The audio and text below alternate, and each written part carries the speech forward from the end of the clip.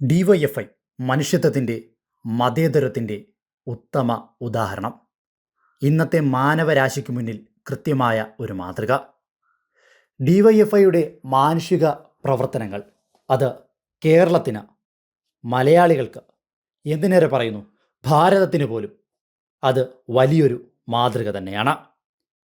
ഹൃദയപൂർവ്വം എന്ന പേരിൽ ആശുപത്രികളിലെ രോഗികൾക്കും കൂട്ടിരിപ്പുകാർക്കും ഭക്ഷണം എത്തിക്കുന്ന ഡിവൈഎഫ്ഐയുടെ മനസ്സ് നിറയ്ക്കുന്ന ആ പദ്ധതി, ഈയൊരു പദ്ധതി തന്നെ മതിയാകും ഡിവൈഎഫ്ഐയുടെ മാനുഷിക മൂല്യം എത്രത്തോളം ഉണ്ടെന്ന് മനസ്സിലാക്കുവാൻ.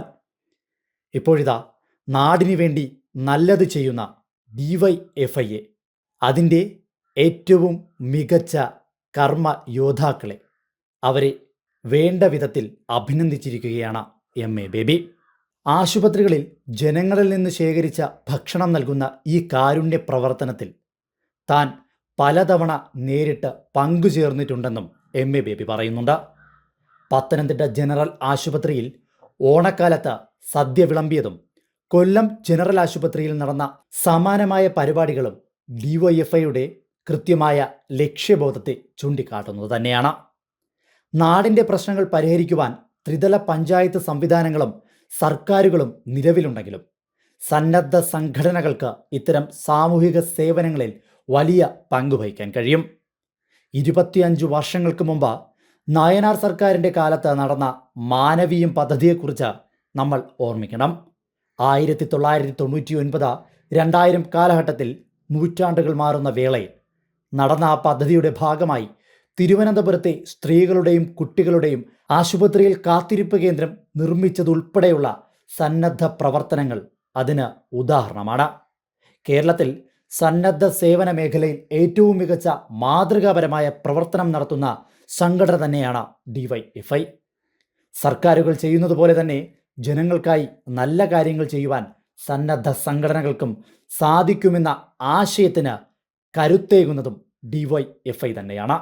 ഒരുപക്ഷെ മറ്റുള്ള രാഷ്ട്രീയ പ്രസ്ഥാനങ്ങൾ കോപ്പിയടിച്ചിട്ടാണെങ്കിൽ പോലും അവർ ചെയ്യുന്ന നല്ല പ്രവർത്തനങ്ങളുടെ ബേസ്മെൻറ്റ് കെട്ടിക്കൊടുത്തതുപോലും ഡിവൈഎഫ്ഐ ആണെന്ന് കൃത്യമായി പറഞ്ഞു വയ്ക്കാം.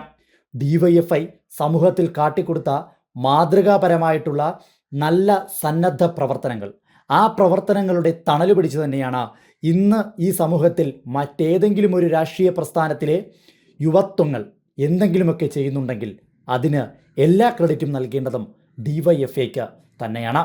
ഡിവൈഎഫ്ഐ എന്ന് പറയുന്ന പ്രസ്ഥാനത്തിന് സമൂഹത്തിനോടുള്ള പ്രതിബദ്ധത എത്രത്തോളം ഉണ്ടെന്ന് ചോദിച്ചാൽ അതിന് ഒറ്റ ഉത്തരമേ ഉള്ളൂ. വിശന്നിരിക്കുന്നവൻ്റെ കണ്ണീരൊപ്പുവാൻ വേണ്ടി ഡിവൈഎഫ്ഐ കരുതി വയ്ക്കുന്ന ഹൃദയപൂർവ്വം എന്ന ആ സംവിധാനം തന്നെ. സംവിധാനം എന്നതിലുപരി മനുഷ്യർക്ക് ഒരു നേരത്തെ ഭക്ഷണമായി മാറുന്ന സന്നദ്ധ പ്രവർത്തനം, അതിൽ ജാതി മത രാഷ്ട്രീയ ഭേദമില്ലാതെ മലയാളികൾ ഓരോരുത്തരും തങ്ങളാലാകുന്ന എല്ലാ സഹായവും ചെയ്യുന്നു എന്നതും പ്രത്യേകതയാണ്.